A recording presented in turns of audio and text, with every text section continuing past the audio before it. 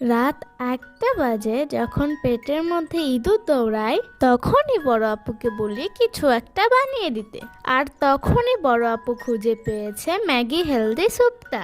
এরপর একটা পাতিলে পরিমাণ মতো পানি নিয়েছে। এরপর পানিটা গরম হয়ে গেলে তারপর ম্যাগি হেলদি থাই স্যুপটা ঢেলে দিয়েছে। এরপর বেশ কিছুক্ষণ স্যুপটা নাড়াচাড়া করতে হবে। তারপর স্যুপটা ঠিক হয়ে আসলে চুলার আঁচটা হালকা একটু বাড়িয়ে দিতে হবে, যাতে করে ডিমটা দেওয়ার সাথেই স্যুপের মধ্যে মিশিয়ে যায়।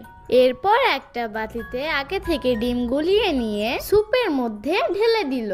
তারপর বেশ কিছুক্ষণ নাড়াচাড়া করলেই এই তো স্যুপ রেডি। এরপর স্যুপটিকে পরিবেশন করার জন্য একটি বাটিতে ঢেলে নিয়েছে। আর একটু সুন্দর দেখানোর জন্য স্যুপের মধ্যে পেঁয়াজের কলি ছিটিয়ে দিয়েছে। এই স্যুপটি বানানো খুবই সহজ। আর এটা হলো স্যুপের ফাইনাল লুক। স্যুপটি কিন্তু খেতে অনেক মজা হয়েছে। থ্যাংক ইউ বড় আপু।